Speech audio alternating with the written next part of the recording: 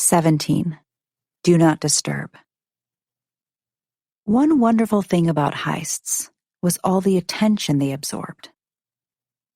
When you were going to steal something or con someone, you couldn't think about your quickening shadow and whether to feed it blood or starve it back to sleep. Couldn't think about Vince's last words, or the way he'd looked at you when he'd come in from the store, grocery bag still in his arms. What do you know about love? Couldn't think about how she'd left the food on the counter and it was probably rotting. No. She had to put aside whatever pain or trouble or sorrow she had, table all her feelings until the work was done. It stung to admit how right Rand had been about her all those years ago. She'd taken to the hustle like a tiger takes to water, finding in it a respite from the heat. Balthazar was right, too. This was the only thing she'd ever been good at. In the parking lot outside the MGM hotel, Charlie got ready as quickly as she could. Primer over the lid, a smoky dark brown shadow in the crease. She drew liquid liner over the lash line on top, pressed white pencil to the tear line on the bottom, and black pencil lining the rest of her eye. She finished off with mascara, gobs of it, going over the lashes 3 times, 4 times. Then fake ones glued on top. Blinking at herself in the rearview mirror, she smeared on foundation 2 shades lighter than her skin, blending it out with her fingers, added contouring under her cheekbones and along the sides of her nose with a brush, followed by more blending, blush, and highlighter. When she was done, her nose looked narrower and her cheeks fuller, changing her face. Finally, she put on her wig, pinned it, and brushed her red hair around a bit with her fingers until it looked as natural as she could get it. When she looked in the mirror, Charlie Hall was gone. It was more of a relief than she liked to admit. The hotel at the MGM Springfield was about 20 minutes from East Hampton. The casino had opened a handful of years ago, on the theory it would bring money into a city sorely lacking for it. Despite endless editorials in the local paper on how it was likely to make things worse for residents instead of better, nothing could stop the wheels of industry once they had whirred into motion. The result was a football stadium-sized warehouse of slots, complete with flashing lights, multicolored carpet, and almost all-night cocktails. But as Charlie walked into the hotel, she was surprised to find it to be both industrial and cozy. Bookshelves covered the brick walls, with a balcony library suspended over the front desk. Oversized printer blocks hung behind the receptionists, and the couches were of brown leather, the kind you'd expect to nap on in a professor's study. The whole place had a Vegas meets train station feel that Charlie didn't mind at all. One look around, though, and she could tell it was populated the same way as any other casino hotel. People there to party with friends or to step away from their lives for a few hours, surrounded by grifters hoping to leech off any winnings. Charlie didn't mind that either. An afternoon wedding must have just concluded in one of the ballrooms, because kids were running around in white dresses, their hair in puffs and their braids dressed with flowers. A few elegant sequined and suited individuals, including 2 women in magnificent hats, stood at the edge of the bar, talking.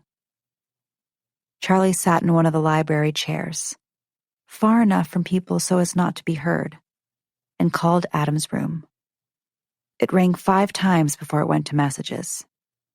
He wasn't there. Then she checked discreetly for the positions of the security cameras and got on the elevator. As she did, Vince's words came back to her. I wish I could say I was sorry, that I wanted to be honest the whole time, but I didn't. I never wanted to be honest. I just wanted what I told you to be the truth. She'd thought some variation of that before herself, and never admitted it to anyone. In the elevator, Charlie was careful not meeting the eyes of the other passengers. A pizza delivery guy and 2 girls with wet hair and towels coming from the pool, while cultivating a demeanor of boring and slightly dissipated benevolence. On the 8th floor, she stepped out and followed the signs until she counted her way down to room 455. A Do Not Disturb card hung from the handle of the door. Charlie pulled it off and stuck it in the pocket of her coat. For good measure, she knocked. There was no sound from within. Better and better. Charlie was well aware she'd missed her chance for the quick in and out of 2 nights before. This was going to be a bit trickier. Still, it was one door between her and success. She knew a woman who'd stumbled into a lobby in lingerie with an ice bucket stinking of liquor, claiming to have locked herself out of her room. It had gotten her a replacement key, but Charlie wasn't sure she could pull that off, nor was she sure she wanted to be quite that memorable. Her current scheme was less flashy, but had a lot less potential for humiliation. In all but the fanciest hotels in the biggest cities, there's a room with an ice dispenser, and if you're lucky, a soda machine. They never have cameras in them. She slipped into the one on the 8th floor, and from there, called the front desk. "Hello," she said. "Could you transfer me to housekeeping?" "Just a second," said a man's voice. The phone rang twice and picked up. A woman this time, who grunted out a greeting.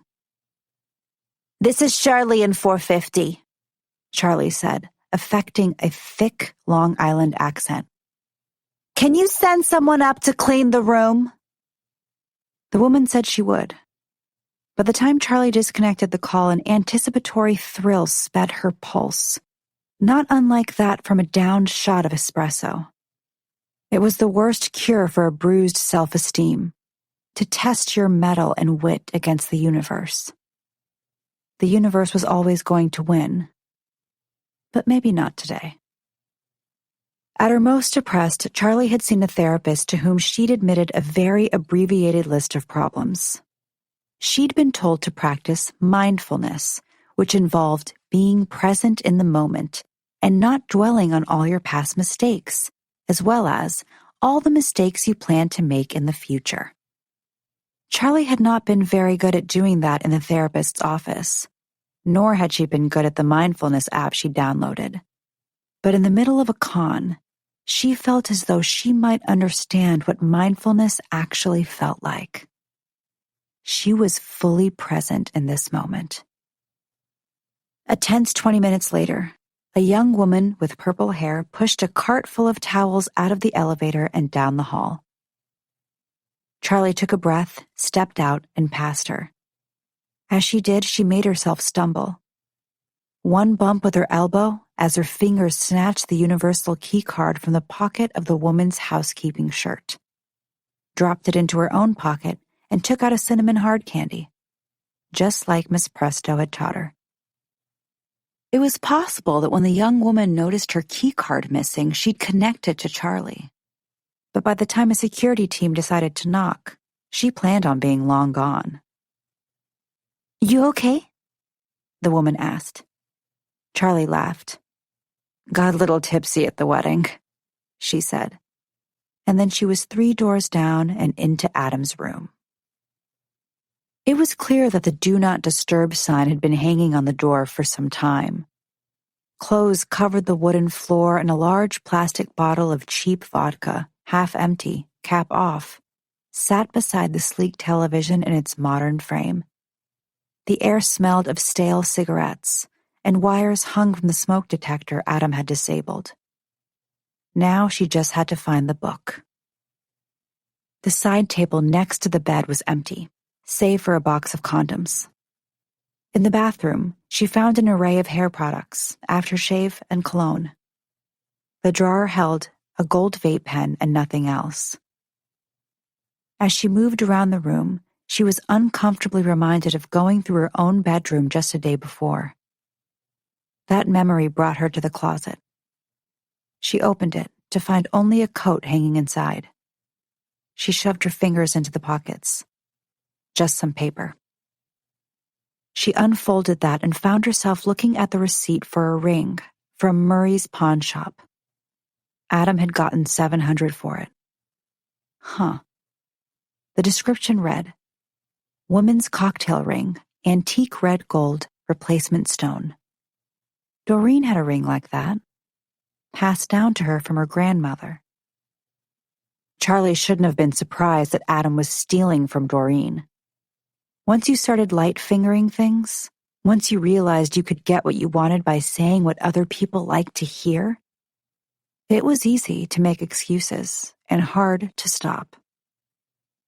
Rand used to say that con artists lived on the edges of society, smiles firmly in place no matter how bad things got. It had seemed romantic.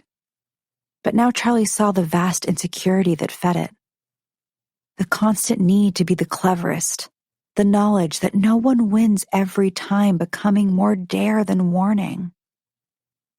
She wondered what Adam had gotten into and how bad it had gone, that despite having a book to move, he needed money on top of it. For regular people, pawn shops were used for a quick infusion of cash to get them through a tough time, hoping that the due date on the payback for their grandmother's porcelain or their wedding ring or whatever didn't come before they managed to be able to put together the funds to retrieve it. For criminals, they were a decent way to move items. Murray's pawn shop was one that Charlie knew. She'd sold things there herself. Since she had the receipt, Charlie could get the ring back, if she had $700, which she didn't. And even if she had, she wouldn't have spent it on this. Charlie shoved the paper into her pocket.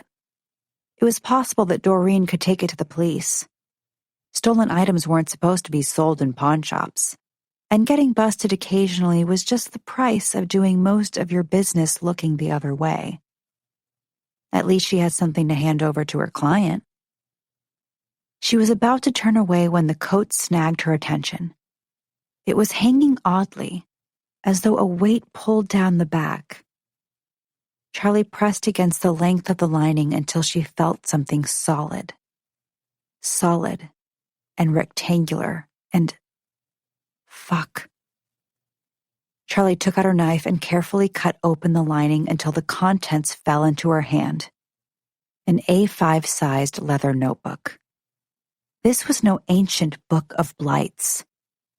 This was a modern notebook, the kind you could buy in any stationery store.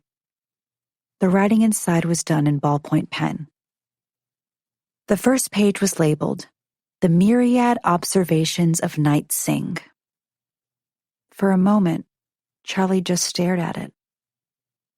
This was the book Balthazar had tried to get her to find and steal on the same night Doreen came into Rapture. The night that Paul Echo was murdered. She was too puzzled to be disappointed. What was in Knight's papers that was so important Adam would need to hide behind Amber with the long hair? Who was it that he wanted to sell it to that he didn't think Balthazar would work with? Charlie had a sinking feeling. Well, Adam might have been clever enough to get Knight's papers, but he wasn't going to be clever enough to keep them. Charlie shoved the book up under her dress so the underwire of her bra pressed it against her skin. Time to go. Halfway to the door, she heard the unmistakable mechanical click of a key card unlocking the door. She veered into the bathroom, stepping into the tub just as the door opened. Crouching down, she tried to soundlessly adjust the shower curtain so it hid her as completely as was possible. Not her finest moment. Adam's voice came from the other room. Yeah, I bet 600. You swear this thing's fixed? She heard the click and flare of a lighter, scented the catch of the cigarette, felt the strain of crouching like she was already, her fingers on the edge of the tub to steady herself, a corner of Night Singh's book jabbing her in the stomach. Yeah, Box exacta on Vanta Black and Wild Mars Rover. His voice changed, suddenly deferential. No, I'm not doubting you. Of course not. Charlie tried to stop breathing so she could be sure to hear what he was saying. When I make 14 grand, the book's yours. Going to go home to my girl a hero. That would have been a much sweeter sentiment if he hadn't ditched Doreen and their kid for days, and stolen her ring to boot. At least now Charlie understood what he needed it for. Someone had offered him a gambling tip for the book. Knight had been a member of the Cabal, a local governing body for gloamists. On his own, he had a small organization with its hands in a lot of things, including art theft and political manipulation. He mainly employed puppeteers. With him gone, there might be a power vacuum at the top. Knight's accumulated knowledge would help anyone make a play for the leadership role. Another puppeteer, using their shadow to mess with the world. Slow a punch in boxing. Jerk a hand on a wheel while coming around a turn. Or trip a horse on a track. Another puppeteer, with a lot of ambition and not a lot of cash. She supposed it could be a decent deal, but it was definitely a bootleg deal. Adam really must have wanted to move the book fast. I got it off Raven, he said from the other room. She heard the springs of the bed groan. I don't know if she read it. Charlie's legs shook from holding her position. She could risk sitting, which would be bad if she had to get up quickly. Or she could stay like she was and hope that her muscles didn't cramp, which would make her even slower and less able to run, if it came to that. She frowned at her shadow, dark against the white tile, another thing that might give her away. The cat had bitten her that afternoon. Could that have been enough blood to finish its quickening? A shadowy form coming toward Adam could chase him straight into the hall. He'd probably continue on to the lobby, shouting at the top of his lungs, imagining it was an angry gloamist after him. Move, she told her shadow. Do something. Her shadow remained just where it was. Oh, come on, she thought. Be magic. Inert. You'd do it for blood, wouldn't you? If I tossed a napkin soaked with it, like a stick for a dog. Or like a napkin soaked with blood for a dog, she supposed. Please.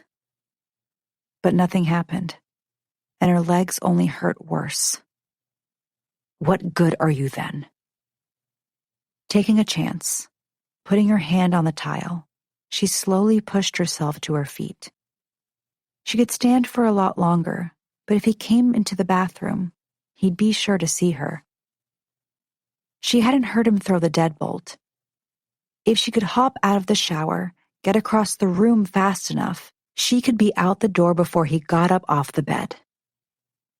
Except that it would be almost impossible to get out of the shower without making some sound. If he just turned on the television, she might be tempted to try. In the other room, Adam was on a second call. Yeah, I'm just going to take a quick shower and then I'll meet you at the bar. She had to get out of the room immediately. Slowly and carefully, she pulled her cell from her pocket. He'd already found a way to move the book, so Amber would hold no appeal, even if he hadn't blocked her. Charlie could use her regular phone, send him a text, pretending to be a stolen credit card alert or the hotel manager. But if he called back, it wasn't like she could answer from his bathtub. Charlie flipped a mental list of people she knew, plus the things she might be able to convince them to say. Maybe she could convince Barb to call and tell him there was a delivery for Adam that he needed to go down and sign for. Maybe she could get Posey to call and tell him that his car was on fire. Then she thought of the one person who could definitely get him up and out of the room. Doreen. From the other room, she could hear him rummaging through his drawers. "Fucker sold your Graham's ring," Charlie wrote. For a moment there was no response, and Charlie started to sweat. Then Doreen's text came. "Asshole, I'm going to kill him. Where is he?" Charlie smiled. She typed as fast as she could. "MGM Hotel, room 455. He's there right now if you want to give him a piece of your mind." There was a long pause. Charlie put one hand against the wall. The response came back. "Are you with him?" One thing Charlie could rely on was how much Doreen hated to wait. She'd been restless at Rapture, impatient in every text. Back in high school, she would tap her foot against the back rung of Charlie's chair and futz with a pen all through class. Charlie simply didn't answer.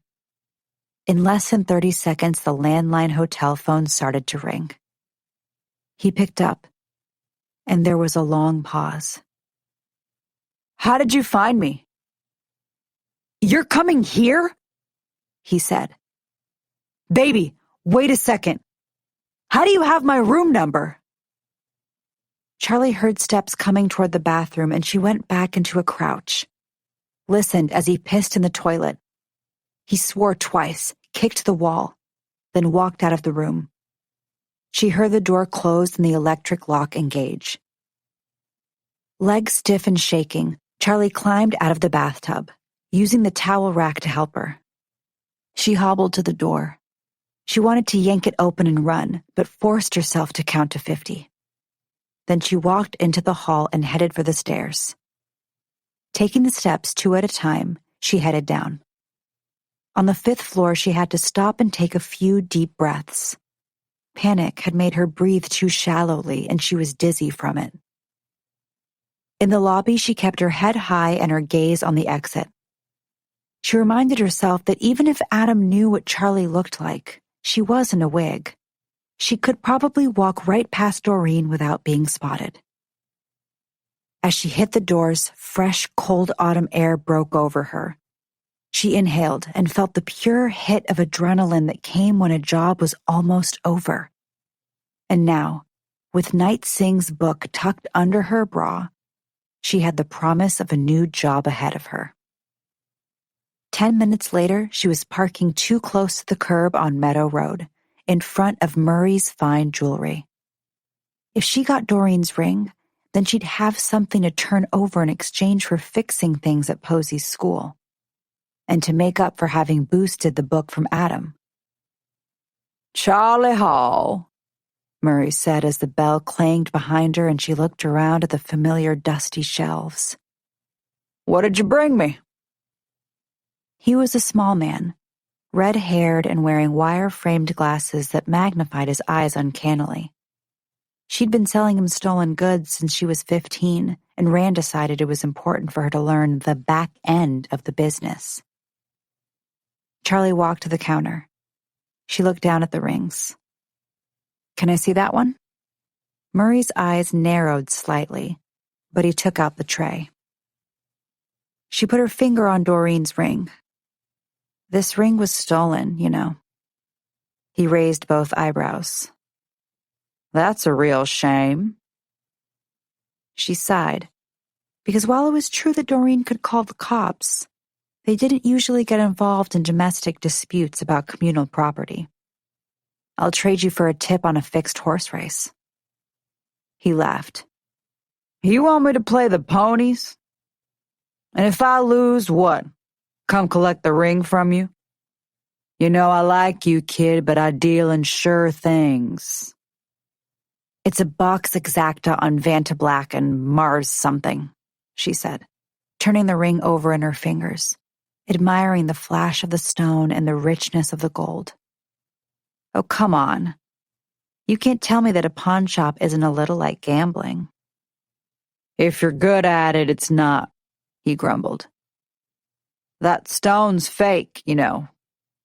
"Huh," she said. bringing it closer to her face and giving it a more thorough inspection. The tines holding what she'd supposed to be a diamond were a different shade from the rest, a bright yellow gold. "Does Adam know?" Charlie asked. Murray shook his head. "Him? He sold it to me years ago." "Then how come you paid him so much for what's left?" Charlie asked, wondering whether, in the end, Doreen would consider the ring recovered if she found out her diamond was gone. "So you know the price I gave him too?" Murray snorted. "For your information, I paid for the gold. 22 carats. That's why the band is so scratched. Too soft regular wear not to damage it." Charlie gave Murray her best good pupil smile. "Come on, this tip's good. And it sounds like the ring is only so-so." Murray grunted. Then he opened his laptop and started typing something into it. Charlie slid the ring onto the knuckle of her middle finger, looked around the store. In one of the other cabinets, she noticed a display of onyx. Rings, earrings, pendants, a net of polished onyx beads, and handcuffs lined with strips of onyx rested in the case. Besides those were gloves like the one that Odette had, but instead of shining nails, they were black stone. Then there were powders to add to nail polish or press onto lipstick, a few fake teeth, and a large array of carved onyx knives. A big one hung behind the register. Murray's other business, selling protection from shadows. "I see your race here. Wild Mars Rover. How sure are you about this?" Murray asked. A good question. Adam had seemed certain, but Adam was an idiot. "Totally sure." After all, equivocating wouldn't make him blame her less if he lost the money. "All right," he said. "Take the ring back to your little friend. But if this doesn't come through, you're going to be getting me twice the value of what I lost. And you're going to get it in something easy to move, like uncut gems or stolen shadows. Agreed?" "Yeah," Charlie said, slipping the ring all the way onto her finger and then pointing down at the black knives. "You sell a lot of these?" "More all the time. You can't be too careful," he said. "People say onyx can cut through the night." "How much?" she asked. Murray smiled a kind, grandfatherly smile. "I'll add it to your tab. Better get it from someone you trust. Too much shined-up resin out there looking like stone." "Appreciated," she told him. He chose one of the knives from the case, wrapped it in a cloth, and slid it into a bag. "Hope the horses come through." "You and me both," she said, and headed out the door. As she did, she noticed one of the bricks on the threshold was a polished black. No puppeteer was sending a shadow in there. In the car, sitting behind the wheel, she opened the pouch and took out the knife, pressed her finger against the side. It wasn't particularly sharp. Stones didn't hold an edge like metal did. Onyx can cut through the night. She hadn't carried an onyx knife with her since she stopped stealing from glomists, and her old one had a big chunk broken off it. Despite not being sharp, an onyx knife was an excellent weapon against a shadow. The onyx forced it solid, so it could be hit and weakened it. She'd need the knife, now that Vince wasn't around to break people's necks. With the job over, there was no way to prevent herself from thinking of him. No way to avoid the gut punch of him being gone. No way to avoid the sadness that was coming to smother her. But at least he understood that Charlie Hall was no sucker. She wasn't a mark. Edmund Vincent Carver. She took out her phone, to stare at the picture of his license again, to study it as though she could know him from that picture. Her gaze slid to the address, right there in Springfield. Might as well swing by. The apartment building was on the smaller side, with 4 high-ceilinged stories. Old brick covered the exterior. If she hadn't been able to guess the age of the building from the patina, the non-standard size windows would have given it away. Every air conditioner jutting out from one had to be braced at an odd angle to fit. Charlie went up the steps. There were 10 buttons on the buzzer. The first 3 didn't get a response. The 4th and 5th had no idea who she was asking about. The 6th got a grumbled hello. "I have a package here for Edmund Carver," she said. "Needs a signature?" "He doesn't live here." A guy, from the sound of the voice. "Well, maybe you could forward it to him," Charlie suggested. If he would open the door, she believed she could weasel her way inside and refuse to leave until he told her something. "I just need someone to sign." "I told you, he's not here. He's dead." It was not particularly convincing that he started out with "not here" and ended with "dead." She decided to take a gamble. "Look, I lied. I'm a friend, and I really am trying to find him." There was a quaver in the voice. "Go away. I don't want any of this at my door. I've told all of you I don't know anything. Most nights he didn't even sleep here, and he didn't leave anything behind. Now go away." The intercom stopped crackling. Charlie pressed the buzzer again and again, but he didn't return. She looked over at her car, but walked around the back of the building instead, where the trash cans were kept. It didn't take her long to find one that had junk mail addressed to apartment 2B among the coffee grounds and eggshells and takeout containers. A glossy catalog of scrubs, only slightly smeared with old soup, had the name Liam Cloven, MD, printed on the back. 18.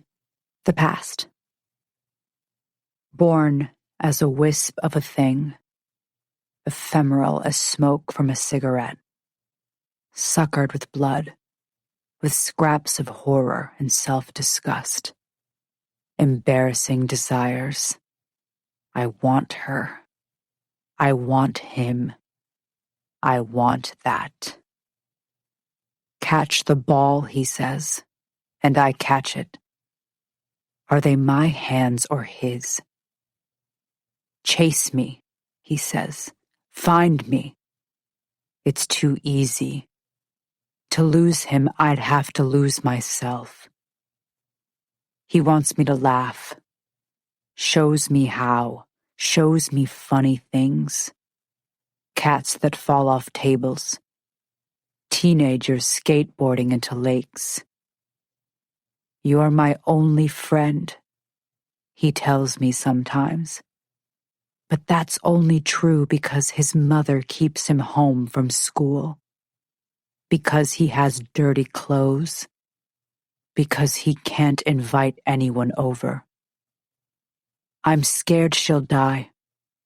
I want her to hold me when I'm crying, when I'm feverish, when I'm afraid. Want her to smooth back my hair, kiss my forehead. I hate her. Maybe I'd be better off if she were dead. None of those feelings are mine, but they become mine. They become me.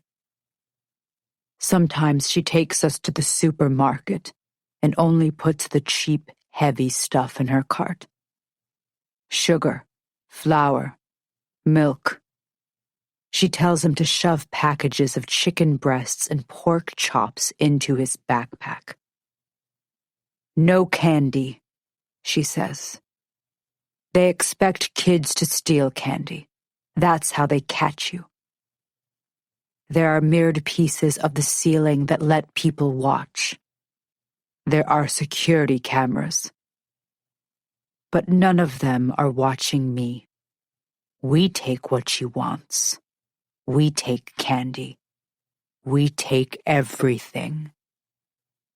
Then his grandfather takes us to his big house, where there is a girl to play with and enough food for everyone. If Remy is hungry, someone makes him food.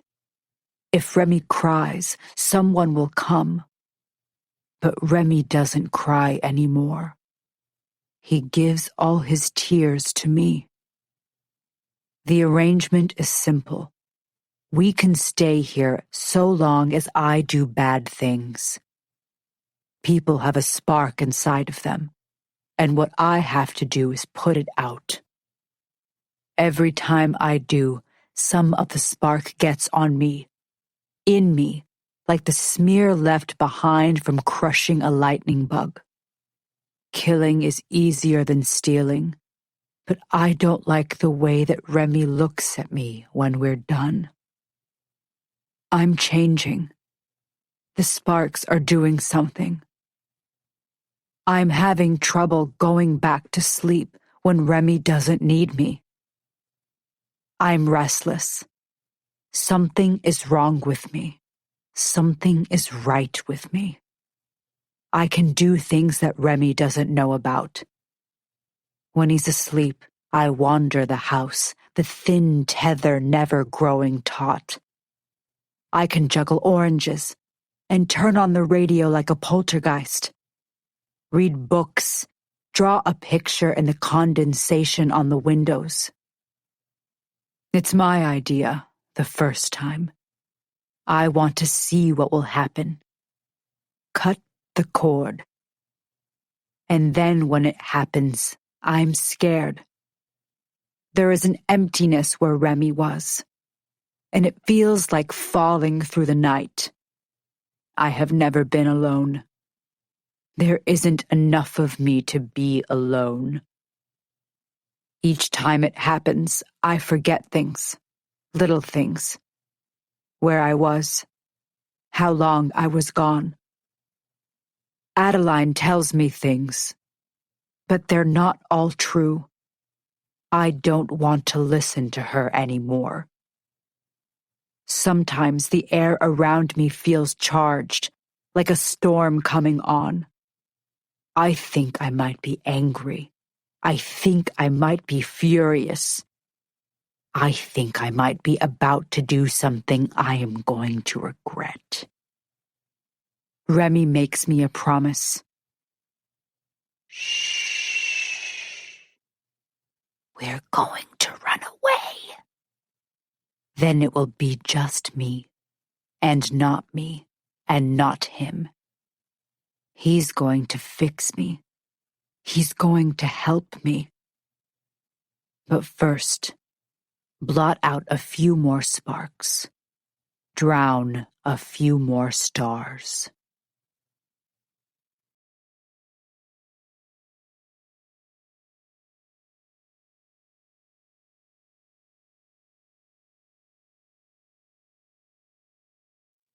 19. Candy cracks teeth.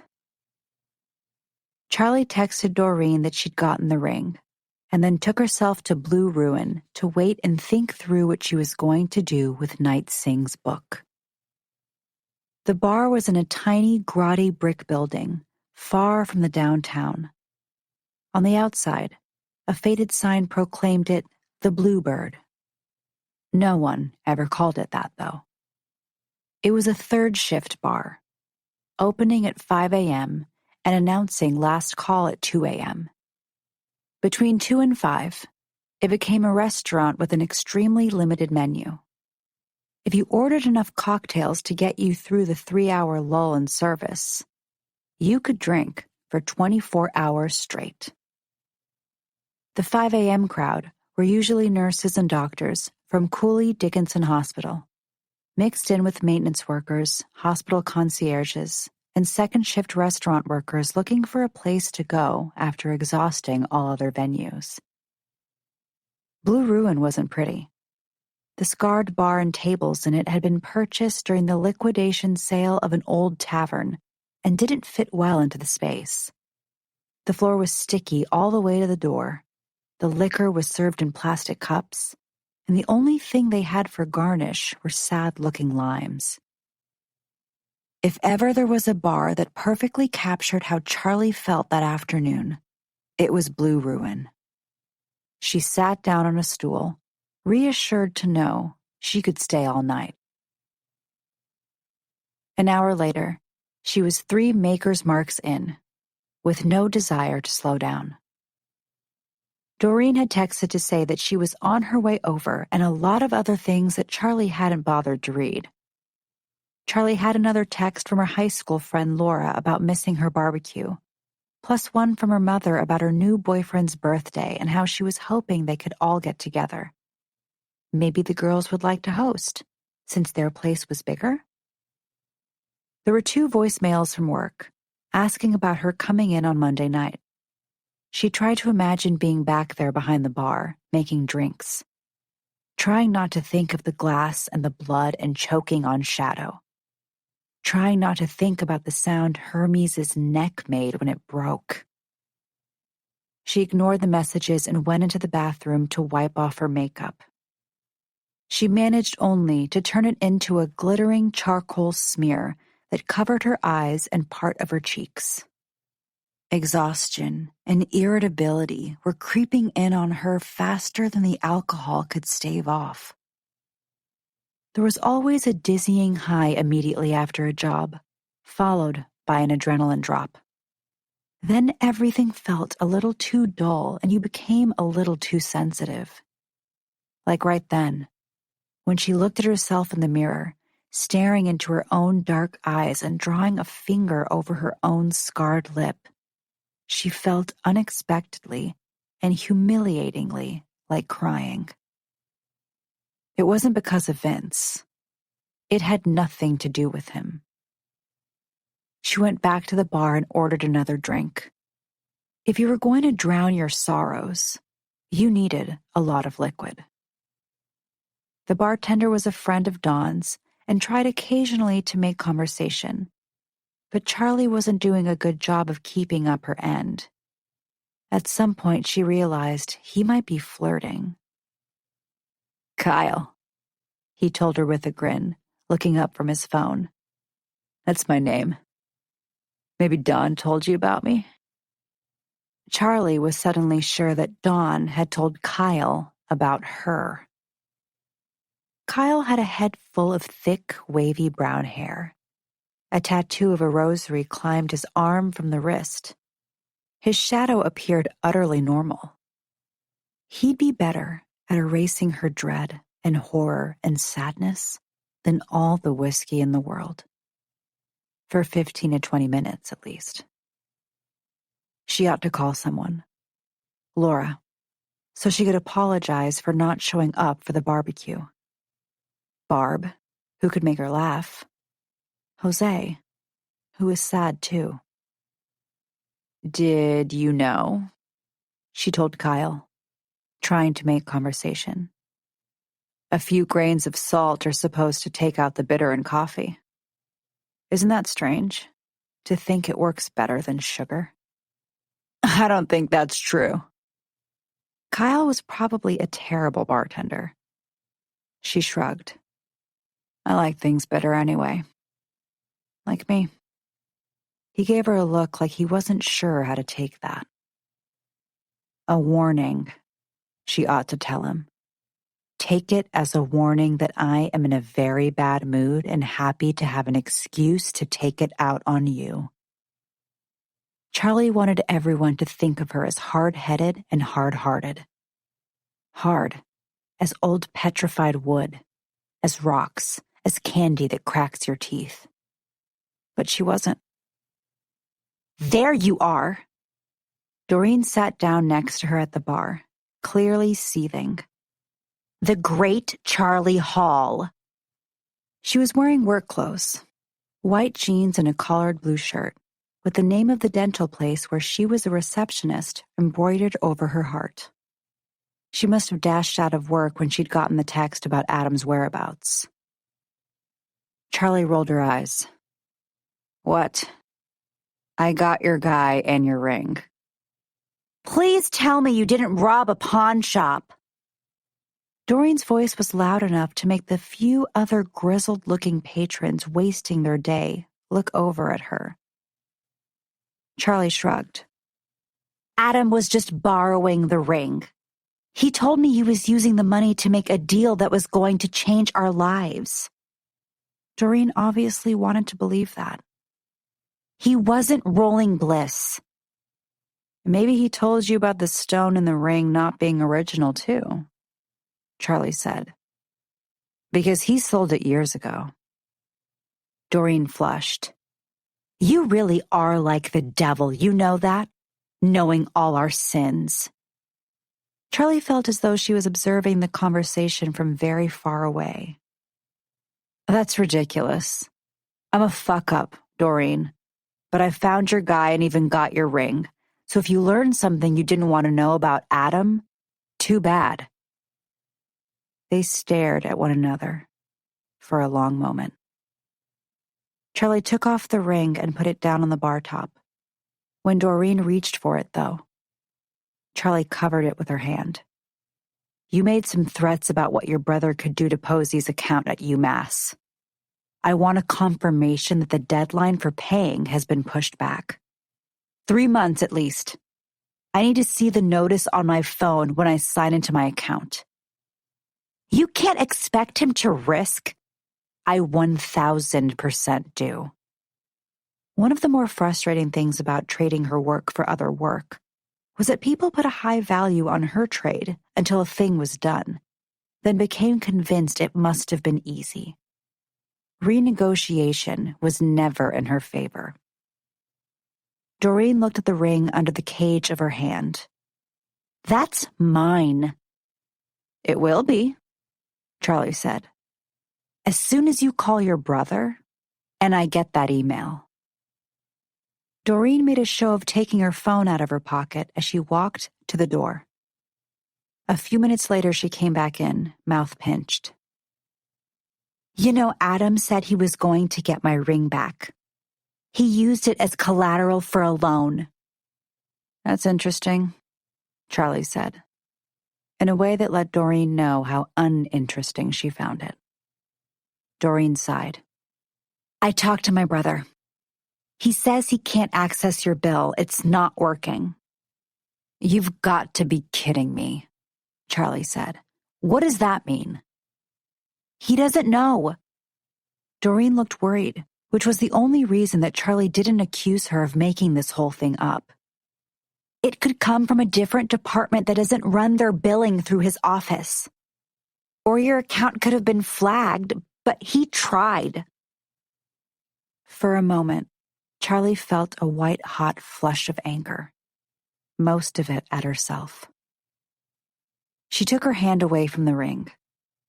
It occurred to her, not for the first time, that if she had been half as interested in making money from her schemes as she was in the schemes themselves, she'd be better off. Doreen hesitated. Now what? Go on, Charlie said. Take it. Fuck it. Fuck you. Fuck me. Fuck everything. What is wrong with you anyway? Doreen gestured around, as though to indicate that Blue Ruin wasn't a very nice place. It was late afternoon, and Charlie was well on her way to wasted. I'm celebrating, Charlie said. Being single. Doreen gave a bitter little laugh. Well, look at you. Brought down by love, suffering just like everybody else. Have a drink with me, Charlie said, raising her plastic cup. To suffering. I've got to get back to work, Doreen said, disgusted. I have responsibilities. And I guess you do too, so don't suck down so much whiskey that you forget yours. Oh, and if you did knock over a pawn shop, don't implicate me when the police come after you. If I'm lucky, I'll suck down so much whiskey I forget we had this conversation. Charlie threw back the makers in a single gluttonous gulp. "Bring me the bottle, Kyle." "You know," said Doreen, halfway to the door, "I saw your guy once, and the minute I saw him, I knew he was going to cheat on you. Guys who look like that, nobody knew him," Charlie told her. "Except for you," Doreen snorted. Charlie shook her head. "Nobody. He didn't exist. Never did." Making a noise of frustration at the incomprehensibility of drunks, Doreen left. "You didn't really knock over a store, right?" Kyle asked her as he brought over the bottle of makers. She gave him her toothiest smile. Definitely didn't. "You actually want to buy this?" He set it down next to her. "Definitely do." She poured her own drink out of her own bottle. It was like being in one of those fancy places with bottle service, except for the fancy part. It didn't matter if she couldn't afford it. Her future was clear. She was going back to work for the Glomists, paying for Posey's school the way she should have from the start, making a clean break from her friends.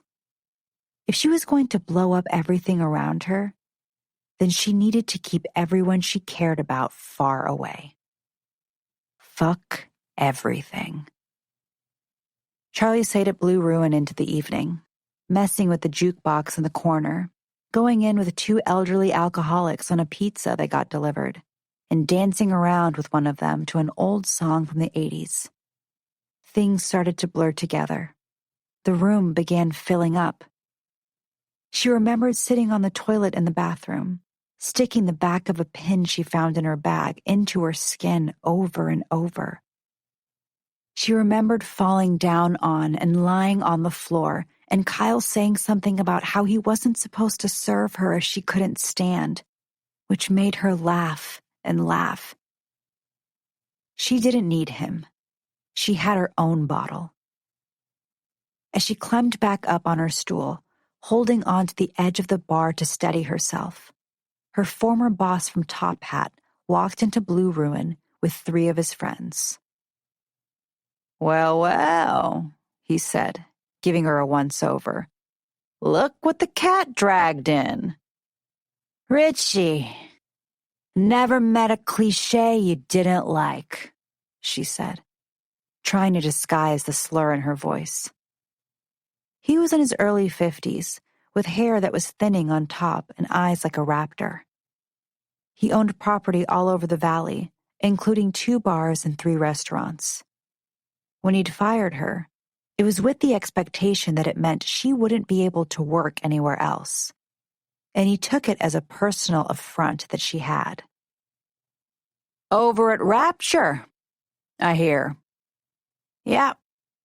The valley was small, but she didn't like the idea of it being that small. He mimed the lashing of a whip and waggled his eyebrows. "You tying people up now? I bet you like that."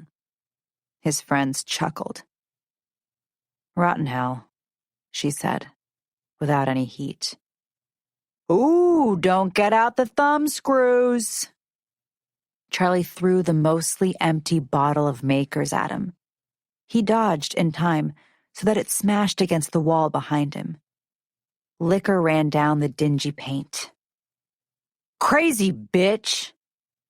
But he was no longer smug, no longer sure that he could say whatever he wanted and the people around him were going to take it. He even looked a little bit scared. She liked scared. A smile pulled at the corners of Charlie's mouth. "You've got to go," Kyle told her, then leaned forward and lowered his voice. "You probably shouldn't come back for a while either." Been kicked out of better places. Charlie got up and carefully put on her coat while Richie glared. She counted the cash for her tab and tip and placed it on the wet counter. Then she blew a kiss to the old man she danced with and was immensely gratified when he mimed catching it. She only stumbled twice on her way out the door. Charlie woke in the back seat of her car with a dry mouth and a pounding head that felt as though it were stuffed with insulation foam. Her limbs were stiff with cold. Rain pattered against the roof, and the sky outside was dark and heavy with the promise of more. Moving to sit up, she caught sight of her reflection in the glass of the window. Her mascara had run, and although she didn't remember crying, her cheeks were streaked with the tracks of tears. A familiar shame washed over her. She'd had so many nights like this, when she'd woken up with the knowledge that she'd done something for momentary satisfaction that would turn out to be in no way worth the cost.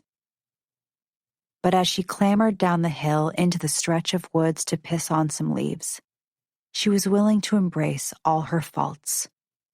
She'd been lying to herself when she thought she could change. She was the exact same Charlie Hall she'd always been. Messy, impulsive, alone. Walking up to her car, Charlie saw that someone else was standing beside it. A man with white hair and a long black wool coat. Her stomach churned. "You must be Charlie Hall," he said. "I'm Lionel Salt. I believe I have a job for you."